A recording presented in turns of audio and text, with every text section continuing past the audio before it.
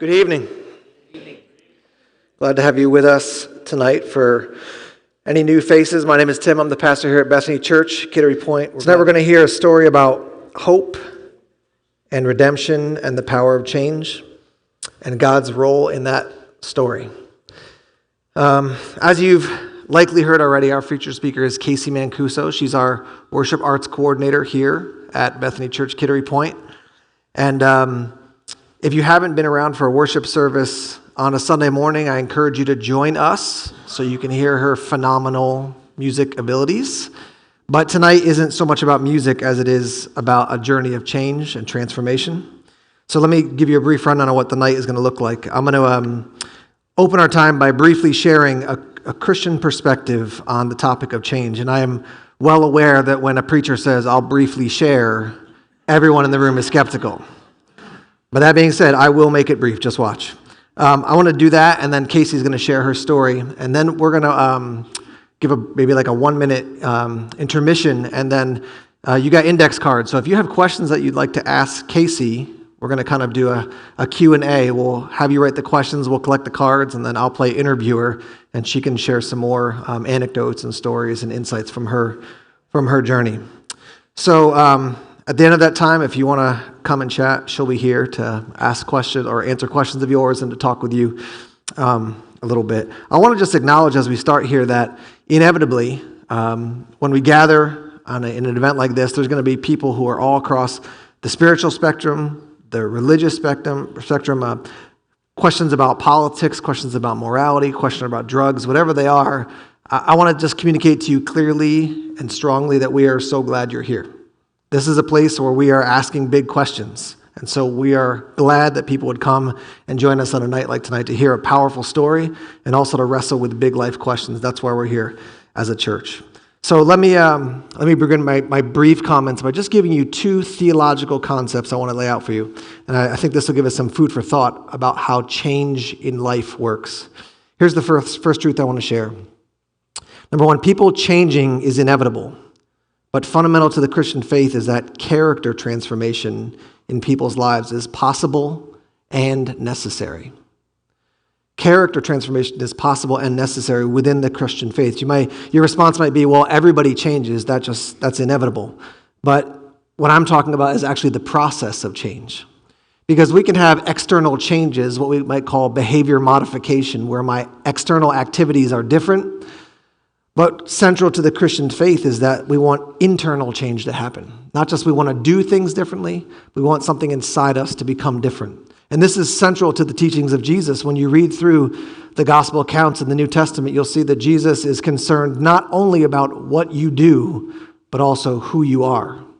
He digs down to a deeper level when it comes to the topic of change. The other thing I said is not only possible to change, but it's necessary. Part of the Christian journey of walking with Jesus is that you change. It is an expectation that would happen. It might be summed up best like this: God loves you exactly as you are, but he loves you too much to let you stay where you are. So he's always bringing us in a process of transformation. It's about not just externally being different, but change at the soul level. This is a necessity in the Christian faith. And one of the things that's wonderful about it is that God doesn't say change and then follow it up by good luck. He says change, and then he promises to walk with us and strengthen us and empower us toward that change. So that's the first truth, that God, part of the journey of the Christian faith is that change is necessary and it is possible. Here's the second thing. We can all and will all change, but are we changing into the kind of person we were designed to be? So yes, change will come. Yes, we can change our external behavior. Yes, we can even change at the character level. But part of the Christian faith, the Christian story, is to ask, to what end? What's the outcome? What's the purpose of the change? Why are you changing? Who are you changing for? And what are you changing into? One of the humorous, at times, events that happens in my house is that my 5-year-old son likes to lock the bathroom door. Sometimes he locks it when no one's in the bathroom, and as you make your way toward the restroom, you find out that it's locked and you have to scramble to unlock it. Other times you'll be in the bathroom washing your hands and you'll hear a click from outside and he'll have locked you into the bathroom. So when that happens, what usually happens in my life is I go and grab a butter knife and I slide it into the slot of the outside of the door, and I turn it, and that works. It opens up the door. I disengage the lock. The butter knife works to accomplish the goal, but it wasn't built for that goal. A flathead screwdriver is built for that exact purpose, but the butter knife will suffice. And so let me just ask the question from the comical to more a cosmic level question. Do you want your life to be a case of it will suffice? Do you want your life to be something that will just do? Or is there something inside you that's calling to you for something bigger, something more grand? Do you want your life story to be something of beauty because you lived out of who you were designed to be? This is the ultimate question for us as humans. Why are we here, and how should I live? In the case with the screwdriver or the butter knife, we look and we say that there's a question about the design. What was it made for? And when you ask about the design, you inevitably lead back to asking about the designer. Within the Christian faith, we believe that there's purpose, and our designer has made us for a specific reason. That purpose is rooted in goodness and love, and it's to know the triune God, Father, Son, and Spirit, to experience Him and to share that love with others. And so it's not just a matter of will you change, but what will you change into, and does it fall in line with what you were designed to be? Character transformation is possible, and character transformation rooted in a deep purpose of knowing God, loving Him, and loving others is why we were made. And so with that said, I want to introduce you to my coworker, musician, talented individual, and most importantly to me, friend, Casey Mancuso.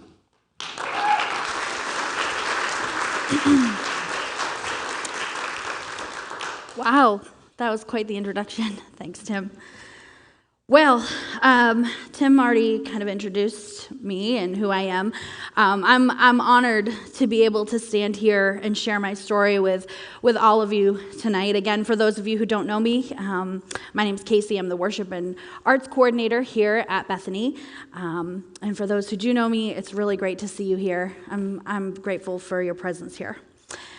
I'm going to be totally honest. I'm a bit nervous standing and speaking without a piano in front of me, or singing is not really my jam. So this is really my first time sharing my story in a crowd like this.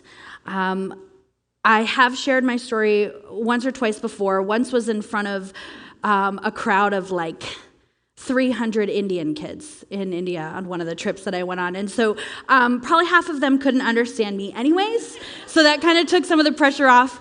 But the first time I told my true story from beginning to present was actually on a bus when I was in India with a group of people that I barely knew. And some of them are here tonight, and I'm extremely grateful for that. My story and where I've been can be really long and really complicated. So it's hard for me to know where to start. So I'm just going to start at the beginning. I grew up in a Christian home. My parents, Ben and Vicky, who some of you may know, raised me in church. They introduced me to my love for music at a very early age. I went to a Christian school. I had Christian friends. I went to Sunday school. My parents did the absolute best that they could to bring me up in Christian surroundings and provide me with the tools to equip me for my future. From what I've been told, I was a pretty happy child. I was always laughing. I always loved people. I know that's probably hard for you to imagine. But as a matter of fact, my parents had a 4-point harness that they would put on me when we were in crowded areas because my mom was afraid that I would walk off with a stranger because they were my new best friend. Some of you may know I have an older sister, Katie. Katie has a story of her own, but some of her decisions affected all of us in very different ways. She went down a very dark path at a very early age in life, and it caused a lot of disruption during my formative years. I have a few bad memories of that time in my life, and it ultimately left me with a lot of pain that I would discover years later. But if there's one thing that I know now, it's that God had the Mancuso family in his grasp, and he never let us go. And then Dominic came along. He was a bit of a surprise to all of us, especially my parents. When I look back now, I know that God strategically placed Dom in our lives as the glue. I'm not sure he really knows that, but we all do. I'm not sure that we would all be in the place that we are right now if it wasn't for him. At least I know that I wouldn't be. My parents, they may feel a little bit differently. But for those of you who know my family, you know that Dom and I, we're best friends and we're practically inseparable. And I'm extremely blessed to have that kid as my brother, even though he can be a knucklehead at times. Once I hit high school, that's where I really started to have some trouble. I had a very hard time standing on my own 2 feet. I struggled with standing up for what I believed in. I struggled with feeling out of place. I struggled with friendships. And I think that I experienced more loneliness than I even knew. I was surrounded by friends and I was surrounded by family, but for some reason, I always felt so alone.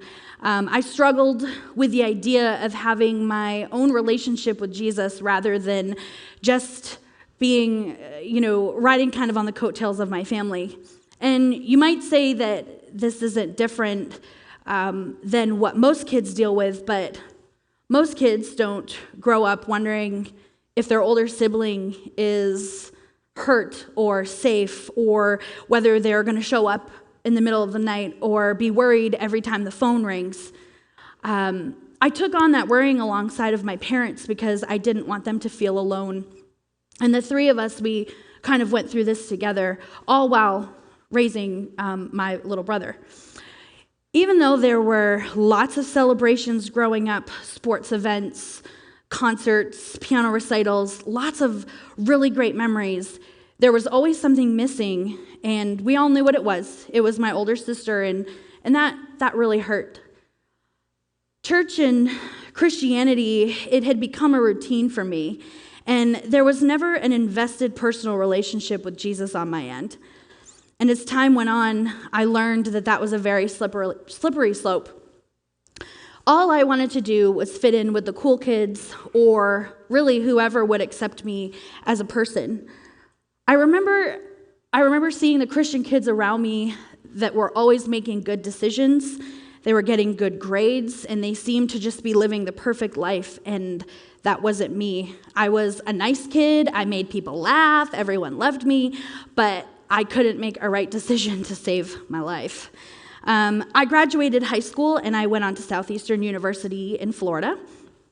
And when I look back on it now, I don't see that I had any direction. I was just doing what the natural next step was for me. Leaving my family was really hard. I felt like I was abandoning my mom and my dad, and especially my little brother. I floundered around there in Florida. I got horrible grades, and I even got into a little bit of trouble here and there. At the end of my first year, my parents thought that it was best for me to come home because the future just wasn't looking great for me based on my high-risk choice pattern. Once I came back, I jumped back into my church routine, and I even tried to go to school here, but that really didn't work either. I ended up landing my first full-time job for a cellular company that actually no longer exists, and that's where my life really began to take a different turn. The location that I worked out of was in Biddeford, but every so often they would send me up to Auburn, Maine, because that store needed some extra support. For those of you who don't know where Auburn, Maine is, don't worry about it. You don't want to go there. I thought I had finally found my calling, and it was sales. I was really good at it. And as a 19-year-old, I was making more money than I knew what to do with, and I was burning through it at even a faster rate. I found my place. I thought I had arrived, and it wasn't long before I met this guy. And now looking back on it, I believe that he had me targeted from day one. I remember the moment I met him, it was like yesterday. I remember having this really weird feeling the first time I saw him, and I can't really explain what it was, but it was just this weird feeling. And it wasn't long before he had me completely convinced that my parents were against me, that the church was keeping me sheltered from the real world, and he was the one that was going to teach me about life. So in rebellion to everything that I knew, everything that I had been taught, I left. I went out, I bought my own vehicle, I packed it up, and I left. I had so much pain built up from my early years. I had no relationship with Jesus, and I had no idea who Casey really was, and I was off to go find her. I moved in with Josh, and very quickly, this relationship turned toxic. He was manipulative, abusive in some ways, and everything that you would never want for your daughter. But for some reason, in my eyes, he was perfect. He was able to make me feel like that's where I belonged, and in this warped way, he made me feel loved. The opioid crisis, as we all know, is completely out of control right now, especially in Maine, and it wasn't long before it made an appearance in my life. I had dabbled a bit here and there and in college, but never to the level that I was about to embark on. Day by day, he was creating an environment for me where I was completely dependent on him and whatever pills of his choosing were, all while growing farther and farther away from my family and everything that I knew back in New Hampshire. At this point, I quit my job, and I was solely dependent on him, and I was living at home. And the relationship had grown so toxic and so out of control that he actually kicked me out and sent me back to New Hampshire. That was the first night I slept in my car. I was a complete mess. I couldn't go back home. I was so embarrassed and I was so ashamed, and now I had developed this little addiction on the side. To me, opiates, popping pills, that was all normal. It had been embedded in me that was normalcy. That it was the cool thing to do, that it was the only way for me to escape all this hurt and pain that I had built up and had been carrying around with me for so long. Everyone I knew was involved in opiates in some way, shape, or form. Opiates were a way of life. Well, I moved back to New Hampshire, and I once again stumbled around everywhere. My opiate use got worse, and I was very good at keeping my habit hidden. I was so good at this point that my parents didn't even know. I started a job where I immediately discovered who all the pill people were. That's what us addicts used to do. You can recognize a fellow opiate addict in a room of 1,000 people, and then you become friends. And even though Josh had kicked me out and made it abundantly clear that I wasn't good enough for him, whatever that meant, he always kept me on this string. He never let me go. It was almost like we hadn't even broken up. After being separated for about 9 months, he showed up at my apartment, declared his love for me, said that leaving me was the worst decision he had ever made, and begged for me to take him back. He promised me that this time it would be different, and he wanted to create a life for us, that I was the best thing that ever happened to him, and that he needed me.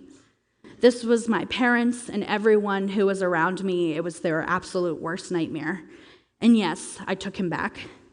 I took him back because I didn't know what else to do. Josh knew me. He knew my addiction. He claimed to love me for me just as I was. And who else would do that? He wanted to give me a life and a future, and so I said yes. It wasn't long before he moved me back to Maine, and now I was right back where I started. I was living in the exact same place, this disgusting hole that he tried to pass off as a home for me. Josh, my friend Jeremy, and I, we all lived together. Some of you may have heard me talk about Jeremy here before, but if you don't know who he is, I'll get to him shortly. But shortly after moving me back to Maine, Josh decided that it would be in our best interest if he got his CDL license, that this was the only way to give me the life I deserved, and this actually caused him to be gone for about 4 to 5 weeks at a time, and then home for 3 to 4 days. So here I was, 22 years old, addicted to opiates, living in a double-wide trailer that was barely livable at the end of a one-way dirt road in the middle of nowhere, with a German Shepherd who was 3 times my size. But Josh had decided that he was going to get himself clean so that he could pass drug tests, but didn't feel that it was necessary for me to do the same. He actually supported my habit, and as a matter of fact, now that I look back on it, he made sure that I stayed right where I was. And now I recognize that it was just so that he could keep me dependent on him.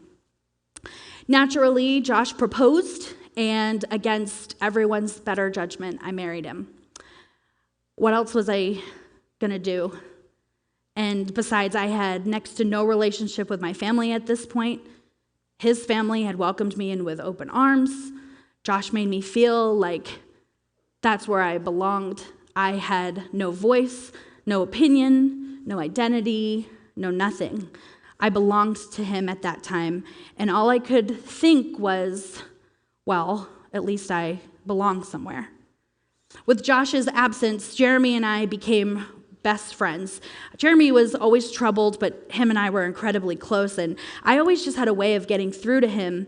I actually felt closer to him than I did to my own husband, and anyone who knew Jeremy and I would say that we had a very unique and close relationship. No matter what, we always had each other's backs, and I knew I was safe with him. However, Jeremy was a heroin addict, and he was the first heroin addict that I ever knew. With the rise of opiate use, the prices went up. The prices of opiates on the streets at that time were $1 a milligram. So an 80 milligram oxy was $80. At one point, I was taking 4 of those a day. So that's $320 a day. That's obviously not financially stable. So as an addict, what's your next step? You start selling. You start selling to support your habit. And so that's what I did. That's what I was encouraged by my husband to start doing. The street value of opiates continued to rise, and people I knew were dropping everywhere. So what's the next step? Heroin. Heroin's cheap, and it's easily accessible. I remember like it was yesterday, I came home from work. My husband sat me down and said that we needed to change up my habit. Like a parent sitting down to confront their child and their behaviors. It wasn't, let's get you clean. It wasn't, let's get you into rehab. It was, no, we're going to switch you over to heroin because it's cheaper and we can make you more money. I distinctively remember Jeremy being so much against this, but Josh didn't care. All he could see at that time were dollar signs and me in his grasp. It was a business decision. It was a financial decision. And what a better way to keep me dependent on him. See, this is the pattern. This is how heroin addicts get where they are. Just like me, they start with pills, they start with something small, and it's not sustainable financially, so they switch to heroin. Although with heroin, there is a huge risk factor, hence why it's so cheap. You never know what's in it. You never know who's touched it. So every time you inject it, you are playing Russian roulette with your life. Maine is the 6th worst state in the nation for the rise of death by overdose. From 2012 to 2014, when I was at my worst, the state of Maine averaged 1 death a day by overdose. In 2016, there were 385 opioid-related deaths at a rate of 25 deaths per 100,000. That's nearly double the national rate of 13.3 deaths per 100,000. In 2018, Maine set a record of 418 deaths by overdose. That number included a girl I know, Shannon, a guy I used to work with, Luke, a guy I knew by the name of Brian, my friend's sisters, Catherine, a girl I knew, Sarah, a coworker, Kelly, and the most painful one of all, my best friend, Jeremy. In 2018, there were 70,237 deaths from opiate overdose across our nation. And my reason for throwing these numbers at you is just to show how much of a miracle it is that I made it out alive. Because last year, over 70,000 people didn't. And those 70,000 people, they belonged to a family. That was someone's daughter, someone's son, someone's wife, someone's husband, someone's mom, someone's dad, someone's sister, someone's brother, and someone's friend. So here I was, completely isolated from everyone around me. Jeremy, who I felt was my only protector, had landed back in jail. My husband was on the road, and I was addicted to heroin and selling on the side to support my habit. I had an abusive husband in every way imaginable, and lost doesn't even begin to describe where I was. When I look back on the nights that I was alone, which there were many, I remember asking myself, how did I get here? How did this happen? How did God let this happen? Where is my rescuer? Who's going to save me from this? Is this my life? Is this all there is? There were so many nights that I wanted to call my mom and my dad and ask them to come get me, but I couldn't face it. There is so much shame and so much guilt that comes along with addiction that it's unbearable. The stories could go on, but I can't keep you here all night, and I really want to get to the good part. I finally made my decision to get clean with no help from my husband, but I was going to do it no matter what it took. My mother-in-law at the time, she took me up to their camp in Eustis, and she sat by my side for 12 straight days while I withdrew from opiates. It was hands down the worst experience of my life. Painful doesn't even begin to describe it. Think of the worst flu you can imagine and multiply that by 100. Your limbs, they feel like they are going to tear off your body. You are sick, you're vomiting, you're sweating, you're cold, and all while going through this, all you need is the smallest dose of anything, and it goes away immediately. But Tammy, she wanted more from me than that. She held me while I cried. She held me while I screamed. She held me while I swore at her up and down. She held my hair while I was vomiting. She rubbed my legs and my shoulders to try and take my pain away. She sat with me in a tub full of cold water to try and bring my fever down. She talked to me about my parents and how I needed to make things right with them, even though it seemed impossible. She talked to me about how I needed to get out of Maine and away from her son. She talked to me about how I was the daughter that she had always wanted, and I was one of the best things to ever happen to their family, and especially to her. She was the perfect image of Jesus over those 12 days, and I don't even think that she knew it. On December 23rd, 2017, Tammy passed away from a long battle with breast cancer. I was able to sit with her in her last days, just like she sat with me, and her last words to me were, "Promise me that you'll be a good girl." I will never forget that moment, and I've done my absolute best to hold up to that promise. I was able to pray with her before she passed, and I'm confident that she's standing with Jesus, and there is no doubt in my mind that Jesus embraced her and held her and loved her the way that she embraced and loved me. After being clean for some time and finally getting some clarity, I mustered up the courage to leave my marriage. I was so scared. I was scared of how Josh would react. I was scared of being alone. I was scared of having nowhere to go. But I knew that the only way I was going to be okay was to leave that relationship for good. I finally had had enough. And on June 8th of 2013, I made the decision to leave. This took Josh by surprise, and it was the most violent and emotionally unstable I had ever seen him. I barricaded myself in the bathroom, and I waited for some friends to arrive to help me with the situation. One of my girlfriends, she packed up my belongings as fast as she could, while Jeremy kept Josh away. I left, and I never looked back. The first 72 hours of being gone were the absolute hardest. I wanted to go back so bad. Just like heroin, the first 72 hours are the absolute worst. But after that, you can start to see the light. I knew I had made one right decision, and I was not going back. My life was far from together at this point. I was still a mess, but luckily I was clean and in the beginning stages of getting away from this relationship. I spent the next few months trying to figure out what my next steps were going to be. Was I going to move home? I couldn't do that. Was I going to stay here in Maine? I didn't think that that was smart.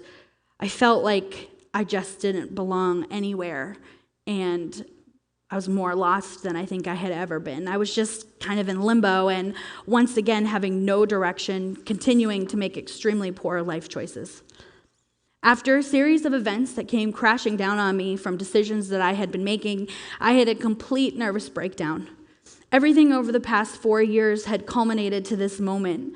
I had never felt more alone. I had never felt more lost. I had never felt more of a failure, more hopeless, more worthless, more unloved, more isolated, and more ashamed. I had no idea who I was. I had no idea how I had gotten where I was, and ultimately, I decided to take my own life. How could anyone love me after this? How could God do anything with my life at this point? How could my parents love me? How could I have friends? How could I look at myself in the mirror? How could I come back from any of this? I remember thinking the literal thoughts, my family and everyone around me will just be better off if I'm gone. So August 23rd, 2013, I overdosed on medication that was carelessly subscribed to me by my doctor. And thank God for my friend Tia, because she called 911 when she realized something was wrong. The EMTs broke into the house. They found me on the floor with a needle beside me, and I was slowly fading. And that's where most of my memory of that night stops. But the only thing that I really do remember about being in the ambulance was an EMT holding the phone up to my ear, and I could hear my mom crying and begging for me to hold on. When I woke up, I was surrounded by nurses in the emergency room. I was told by a nurse that we were going for a walk, and we walked down this really cold and bare hallway where I was brought to the psychiatric unit. If there's anyone in this room that has ever taken that same walk, you know it's the absolute worst. I started to go into a panic. I became extremely agitated, where security had to come help and move me. I have never been more scared in my life. Everything had been taken away from me, including the hair elastic that was on my wrist. I was put in a room with white walls, with nothing but a bed, a pillow, a blanket, and a distinct smell of hand sanitizer. I remember the door shutting behind me, and the actual sound of that door closing, it still plays over and over in my head. So there I was, completely alone, in a padded white room where I couldn't do anything except sit still. Once I stopped crying and panicking, I was quiet, but the silence was deafening. I remember out of nowhere this sense of calmness and safety just pour over me. And that was the first time I remember hearing this soft yet familiar voice, and he so clearly said, "Are you done running?" Right then and there in that padded white room, I surrendered, but I really didn't know to what. All I knew was that I was done running, and I knew that I needed to go home. The morning after, the security guard told me that I had a visitor. It was my dad. I remember looking at my dad filled with so much shame and so much embarrassment because I was Casey, and this is the stuff that they went through with my older sister, not with me. He sat on the bed next to me. I said, "Hi, Dad." He said, "Hi, Case. So, are you done running yet?" And my head dropped, and I immediately began to sob. I had no idea what my next step was going to be, but later that afternoon, my mom and dad came back, and that was a bit harder of a discussion, but it was decided that I was going to be released into my parents' care. It's a really crappy feeling, having a doctor tell you that the only way you can leave is if you go with your parents at 27 years old. Not seeing my parents, and I don't even know how long, having to explain everything to them about where I had been, what I had done, it was not fun. But the worst was yet to come. I had to face my brother. That was so incredibly hard and painful because I had sworn I would never hurt and abandon him the way that my sister had done to me. I remember laying eyes on him in my parents' garage, and the first time he saw me, he grabbed me, he hugged me, and then he got really mad at me. He wanted to know why I didn't think of him when I tried to take my own life, and why I didn't think of what his life would be like without me in it, and how could I possibly think that his life would be better off without me. I broke down into a million pieces because I literally, at one point, I thought that his life was going to be better without me in it. And I didn't want to embarrass him. I didn't want to cause him any more pain. I couldn't have been more wrong. And it was that moment, sitting in the steps of my parents' garage, that I promised I would fight. I promised I would fight because of him, and I promised that I would change my life around, but I still didn't know how. That was Friday afternoon. I'm fairly certain I slept all through Friday night, all through Saturday, right into Sunday morning, where my dad very loudly opened my bedroom door and said, "Let's go, you're coming with us to church." At this point, my parents had been attending Bethany and Greenland for many years, and I really didn't want to go to church. I was not up for it, but he told me that my options were either going back to the hospital or getting up and going to church. So needless to say, I quickly chose option B. I remember pulling into the parking lot of our Greenland campus, and my heart started pounding. And these feelings of anxiety and shame and fear, it just all came rushing over me. And I remember thinking, this is going to be so awful. This is going to hurt. This is going to be embarrassing. I've let my parents down. I've let my brother down. I've let myself down. And I certainly let God down, if he's even still there. I wanted to be anywhere but there. And I think my brother knew how much I was dreading this because he very gently reached over, put his hand on top of mine, and he gave me this wink. I'll never forget that. I had done everything in my power over the past few years to avoid church, to avoid worship music, to avoid prayer, to avoid God. I just felt like I had blown it. We walked in through the doors. I kept my head down, and I stayed real close to my mom's side because that's what I do as an adult, even now at 32. And I went and I sat down. Within 60 seconds of being in that sanctuary, we were bombarded with people from the church. Some of them were hugging me, asking me how I was. They made it very clear that they had been praying for me and that they were so glad that I was there. Half these people I didn't even know, and a few of them I had met over the years. One of the first things I remember was a good friend of the family, Scott Harris, saying, "When are you going to start singing here? This girl has a great voice." I was like, I'm 48 hours out of the hospital, and we're talking about me singing? Yeah, I don't think so. I hadn't sang anywhere in an extremely long time, let alone in church. I had played around in Maine at some bars here and there, but it just didn't feel right.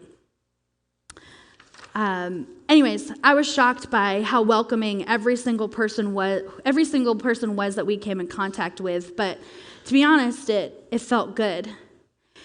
There was this little sense of relief inside me that I hadn't felt in years, like, okay, this place didn't burn down, and so far people are incredibly loving, so we're 2 for 2.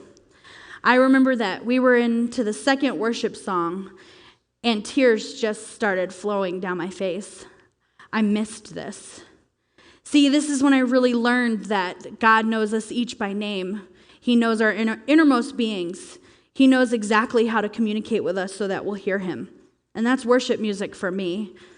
And apparently a padded white room, but I prefer music. Thank you. And I think he does too. I remember hearing the words, "Come out of sadness from wherever you've been. Come brokenhearted, let the rescue begin. Come find your mercy, O sinner, come kneel. Earth has no sorrow that heaven can't heal. So lay down your burdens, lay down your shame. All who are broken, lift up your face. O wanderer, come home. You're not too far. So lay down your hurt, lay down your heart, and come as you are." See, this is why on Sunday mornings here, I'm so careful with choosing songs because you never know who's going to need to hear what. And I want to be able to provide that safe place of rescue for whoever needs it. That was me sitting in a pew, lost and broken and feeling so alone. And if that wasn't enough, apparently God wanted to make sure I got the hint that day. Pastor Bruce got up and he preached on Romans 8. So now there is no condemnation for those who belong to Christ Jesus. And because you belong to him, the power of the life-giving Spirit has freed you from the power of sin that leads to death. I remember looking around my seat, specifically looking at my mom, and being like, what is going on right now? Like, was this planned? Well, duh, it totally was planned. God planned it, and he clearly wasn't wasting any time. See, for those of you sitting in this room wondering, okay, what's going on right now? That's not nothing. That's God. He's trying to get through. So just listen. And let me tell you the direction that he put me in after I finally listened.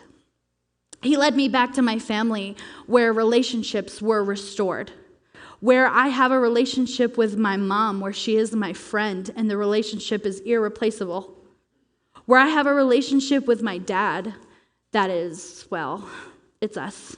He knows what that means. I have a great relationship with my brother, and now I get to walk alongside him and be part of his future. He led me to Jean and Linda Bullis, members here at Bethany, who gave me my wings back and brought me back to life. Linda has walked with me each step of the way and is still walking with me. She sat with me as I tore back layer by layer of where I had been, what I had endured, and what I was feeling.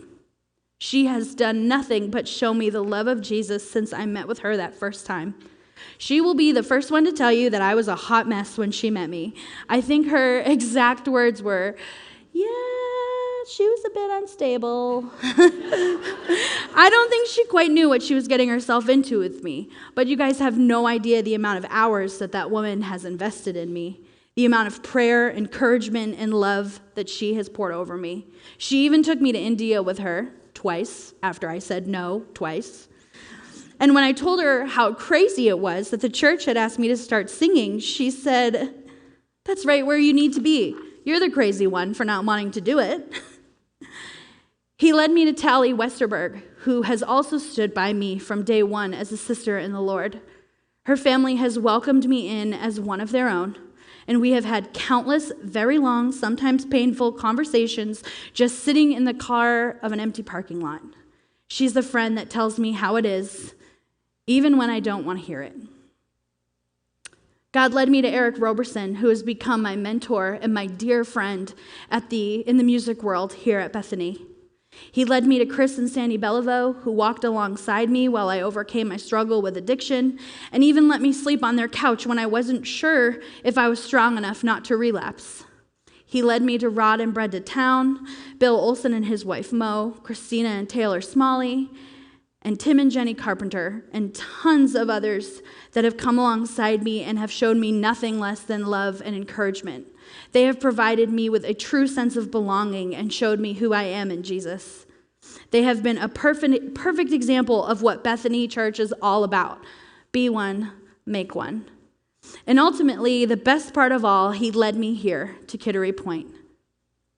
After 2 overdoses, being raped, surviving an abusive marriage and a suicide attempt, I'm standing here in front of all of you to show you that there is hope in the darkness, that there is joy beyond the tears, and to show you that our God is a God of miracles. See, the thing is I wouldn't be standing here if it wasn't for all those people who came alongside me. That's how I saw Jesus. That's true love. Not isolation, not addiction, not codependence, not tearing someone down, not fear. Those are all lies from the enemy. All those feelings of shame, fear, hopelessness, and loneliness, those were direct from the enemy to keep me from being one for the kingdom.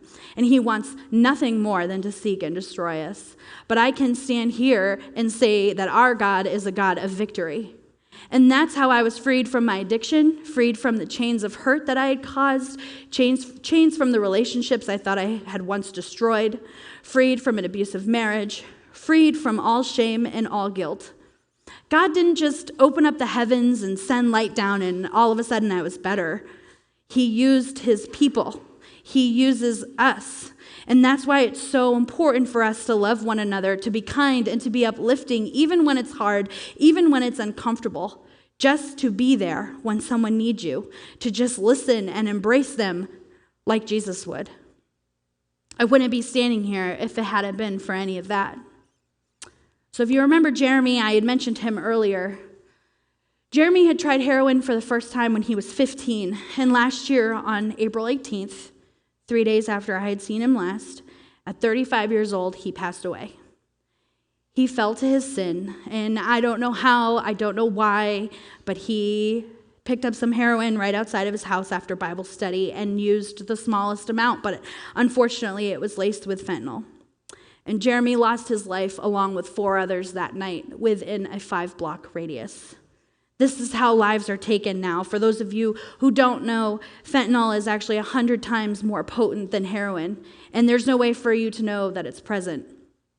The good news about this is that Jeremy came to know Jesus 2 years before he died.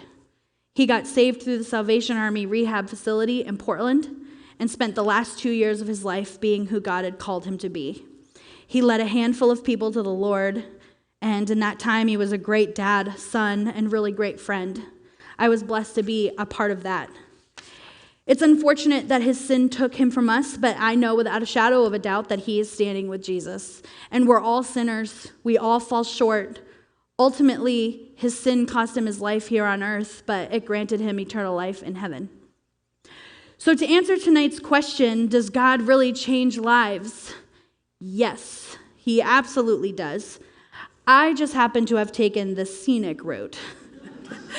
No one is perfect. We will never be perfect, especially me. But luckily, our God doesn't call us to be perfect. He calls us to be obedient, and he calls us to love him. But he does change lives, and he does it through all of you, or I should say all of us. So if you're here tonight and you are lost, or you are hurting, or you are struggling with addiction, or shame, loneliness, isolation, whatever it may be, hear me, that you are welcome here. He wants to love you, so be loved. He wants you just as you are in all of your glorious mess. This is why he died for us, to wipe all of that away. Let us show you his love. Let us help you. Let us show you that God wants so much more for your life of abundance and of blessing. A life of lots of love and a life of lots of laughter. Not a life filled with isolation and lies. A life where you can experience all that he has planned for you. When you see me standing up here on Sundays and I have tears pouring down my face for no apparent reason, it's because he brought me through the fire. It was extremely painful, but he led me to a life free of addiction, free of pain, free of suffering, free of chains of shame and guilt, and freedom from feeling unworthy and worthless. I have worth in Jesus. I am clean in Jesus, and I am whole in Jesus. He changed my life. He changed Jeremy's life, and he can change yours. Embrace the love of Jesus in your life. Open your eyes, lift up your head, because he wants to welcome you into his kingdom with open arms. I know that it may not have been easy to hear everything that I have told you tonight, especially for my mom and dad. I know it's painful. But what's the point of my life if I don't share what God has brought me through, what he has brought my family through? I have survived a lot. And only by God's grace am where I am today, a worship and arts director at Bethany Church. I'm standing here 6 years clean of heroin because we serve and worship a loving God who has always been and will always be a God of victory and a God of miracles. Thank you. I do want to ask you, before I come to these questions, can you just share a little bit with the group about what it was like when we struck up this conversation and said, hey, what do you think about this? And then what was the process of coming to like the yes, we'll do it, yes, we'll actually have this night? And Oh, thanks. there you go. This night, Well, thank you. the conversation about tonight? Yeah, like when we talked, I mean, this was months and months we've been talking about this, but when you finally said, okay, yes, I'll do it, what was that like to say, I'm going to share my story with everybody? Well, first I wanted to know if you wanted like the sugar-coated story. Like life is hard, life was sad, and Jesus won. Mm-hmm. Amen. But it's not easy because to go back to a lot of this stuff, it hurts. But like I said in my thing, it's like, what's the point of surviving? What's the point of making it through everything that I made it through to just keep quiet? And I know there's at least one person in this room that needed to hear that. And so if that's all that came out of it, then it was totally worth it. Good word. You can have a drink now. Thanks.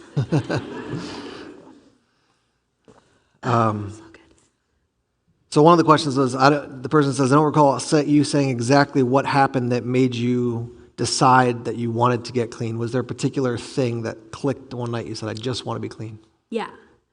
So the thing that, there's like a little hum if we can, sorry. Honestly, for anyone who's walked through addiction, especially myself, when I think of addiction, I think of the word slavery. And I was tired of being a slave to this monster. And I mean, it's exhausting. Quite honestly, being addicted to opiates, being addicted to heroin, it is exhausting. And it takes a lot out of you. And I was tired of being sick. I was tired of not being able to hold a job. I was just tired of it. So I think that's kind of what it was. Yep. Can you talk a little bit about your time in the cell? I'm assuming that means the padded room. How did you feel in the moment when God, thank you, finally spoke? So I can't. So that moment of being in that room, excuse my language, but it really sucked. And you want me over here? Oh, sorry. I felt really trapped. I felt really isolated. I was fearful about what was going to happen to me next because I was like, am I going to be one of those people that's in here for like 2 weeks? And but I don't know. Once I heard like those distinct words, it was like I knew it was God, but I didn't want to like accept that it was God. And so I was like, okay, even though I'm alone, I'm not alone. Like, I'm going to come out of this. And it was like everything that my parents had instilled in me growing up, like, came flushing back. Bible verses that I, had once studied, every Hillsong worship song from, like, back in the early 2000s was, like, came flooding back. So I think I just felt, like, the smallest sense of relief, but it was enough relief that it got me through. Yeah. Well, what would you tell your younger self in order to, if you could kind of go back and speak to your younger self, what would you say to convince yourself to take a different path?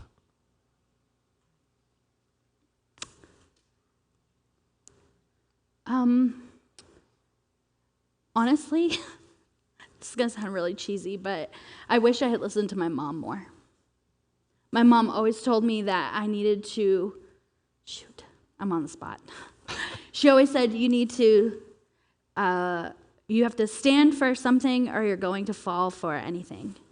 And I wish that I had listened to those words better. I wish that I had invested more in my relationship with Jesus, rather than focusing on things of the world, because that really got me nowhere. One of the questions, well, let me just read a comment that just said, Dear Casey, thank you so much for sharing your powerful story.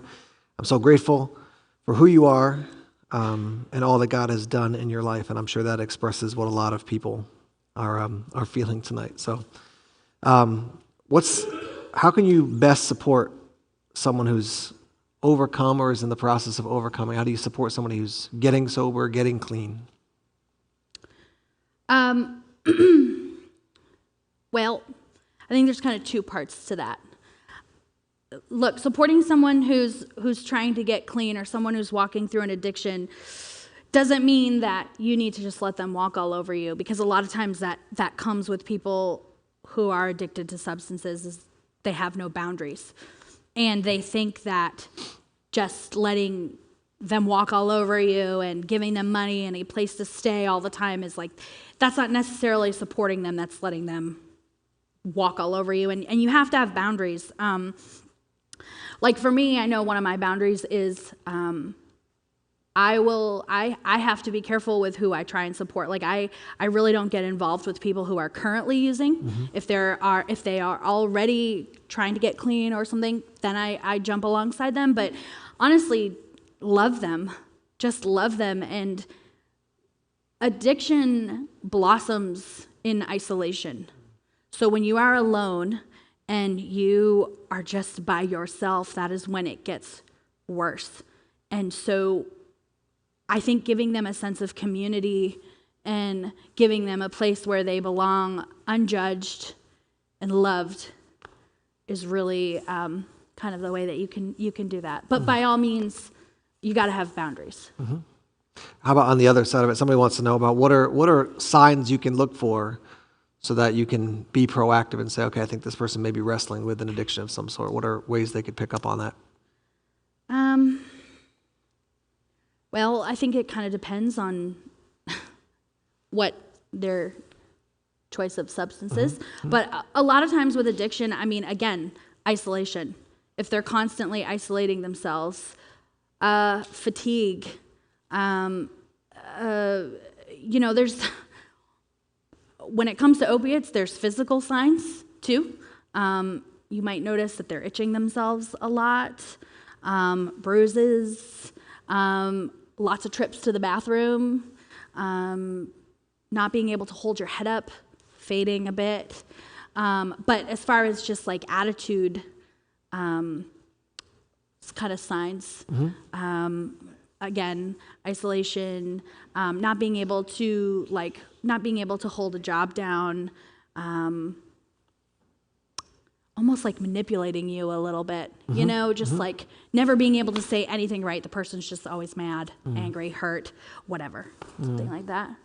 What are some of those things that when you look like in where you are now, mm-hmm. what are moments that like strike you when you have these, like, wow, I'm in a different place now because back then I would have thought differently about this. I would have responded differently about this. Like, are there moments that you have throughout the week when something stands out to you and you go, wow, I'm new. This is a new me compared to X number of years ago? Yeah. I don't use. I mean, check.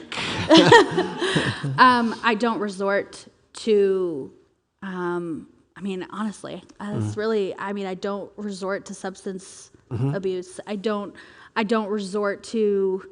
definitely don't resort to isolation. Like if I'm not okay, mm-hmm. well, I blow your phone up.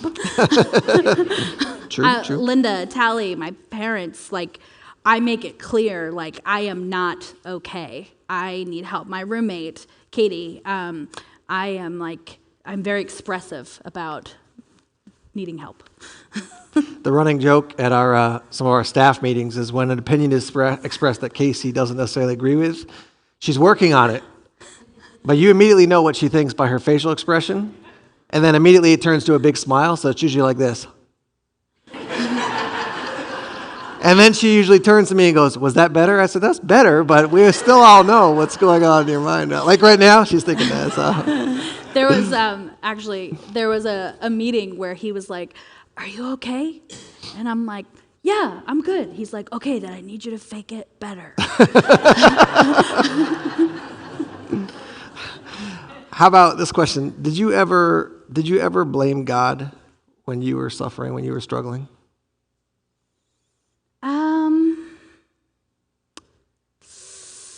That's a really tough one. I think sometimes I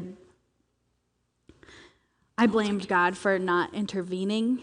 Mm-hmm. Like, okay, so everything's saying I'm a child of God. Everything is saying that you're going to protect me, that you're going to love me, that you're going to, and like, it never happened, but it did happen. Now that I look back on it, like how I am disease free, how I'm safe, how I am alive. I mean, he was there. So can you go into a little bit more depth of like looking back on it now? What were moments when you were like, God was doing something here, God was doing, you talked about the people who surrounded you, but are there other key moments that you're like, looking back now, I can see God was working there and there and there? Because I think some people could say, well, part of it is just like life. You just said, I'm tired of being addicted. I'm not going to be addicted anymore. I'm just going to make a different decision. But you're saying God involved in this.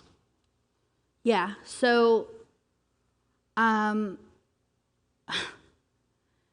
there was a night where I was home alone, and I had used and something just didn't feel right. And I went and I climbed into my bathtub because that's what I was trained to do if something wasn't right. And I overdosed, and there is no possible way other than a complete miracle that I came out of that alive with no help from anybody other than God. Like everybody, not everybody I know, but the majority of people I know that has happened to, they have passed, and I didn't. So how else, what other possible reason is there other than For you. that? Yeah. How about some encouragement for somebody who's, they're wrestling? I mean, it sounds like one of the topics that really came out when you were sharing was the topic of shame. Yeah. Right? And so, one of the challenges that the church can face is that we feel, we've talked about this, everybody's welcome. And yet we want people to move from brokenness to wholeness, right? And so when someone feels like I can't come in, and then when I come in, people are going to tell me that I'm not doing things right, or something's not right in my life, and they feel like, well, I already know I'm struggling, and now I'm going to come into a place that's going to identify it even more. Like, what would you say to that person to say, no, keep coming, even though this is a place we're going to identify what the struggles are or the sin is, but we want you to move forward. Like, well, how would you encourage that person? Well, I mean, sometimes you need to hear that.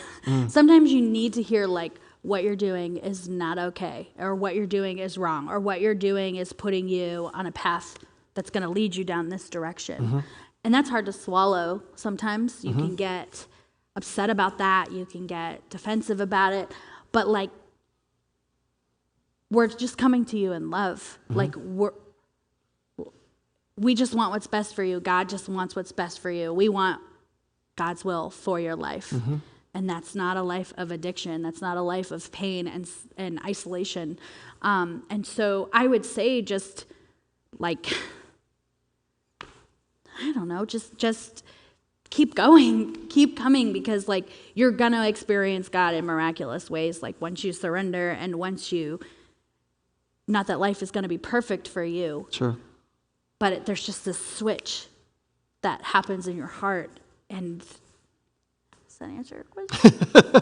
That's good. That's good. How about, I mean, it sounds like, is it fair to say that some of those key people in your life who helped you in this process through recovery did both those things? They called things out in your life when you needed it. Oh, yeah. But also, you had a sense that this person's calling it out, but also they love me. Yep. They're not just saying, what's your problem? They're saying, this is a problem, but I'm going to be here to help you through that. Yep. So, and a specific example of that is Linda and I have, I don't want to say gotten into it, but she has spoken to me in love firmly. And, I kind of cop a little bit of an attitude, like, okay, but then when she lays her hand on me and says, because I know that you're worth more, I know that you're stronger than this, I know that you're better than this, that's why I am bringing this forth, then, like, that's the example I would use. Yeah. When my parents, they tell me I'm doing something real stupid, but they love me anyways, There are a couple here that they're I'll just cards to give to you then. They're just encouragements and thanks on a more personal level. So we don't have a ton of questions. I think your testimony spoke very clearly and specifically about what you journeyed through. I want to give you a chance to share parting thoughts with people. I mean, you've invited people to come on the journey of meeting Jesus and finding freedom. But say anything that you want to say to close out, knowing that it's not just the ears here that are hearing, but there will be people who leave here and go somewhere else and share it with somebody else and say, hey, here's what I heard tonight. What are those parting words you'd want to share with somebody? I don't have a paper in front of me. Parting words would just, my friend Tally, she sent me a song today called Be Loved. And somehow I've never heard this song before. And the whole song was just about opening yourself up to, like, the love of Jesus. And no matter how fast you're running or how far you've run, that he's, like, right there. And so I would say to you, be loved. Just be loved. And don't give up. And for those here that are struggling with some type of shame or addiction or guilt, like there is a light at the end of this tunnel, and this is not what God has planned for your life. Like I said, He wants you to have a life of laughter and of blessings. And the whole reason that I decided to speak was to show you that even through the darkness and through all of that, that He brings you out. Like the only reason that I'm standing here and that I am a worship and arts coordinator here is because of Him. And He had bigger plans that I had for myself. So trust in that. Good word. Good word. I want to just a couple parting things before we close the night. First of all, Casey's going to be here if you want to chat with her after. She's happy to do that. Secondly is that if you're wrestling with something in particular, downstairs, when you head downstairs in the cafe, we've got a couple different brochures. There's a yellow one that says caring brochure, and there's a list of counselors and other resources in our area. It's not just come to our church, it's other people who are out there. So if you want to grab a hold of one of those, you can certainly do that. And then I just want to affirm what Casey said, is that this is a place where you are welcome. And so if you want to come on Sunday and you want to sit quietly in the back, and when everything gets done, you want to slip out quietly, you're welcome to do that. If you want to come and enter in and have discussions and be part of that, you're welcome to do that. But the doors are open. This is not a place where perfect people come on Sunday. Right. This is a place where broken people come because they know the one who's perfect. That's why we gather. So thank you for being here. Let's give one more round of applause to Casey.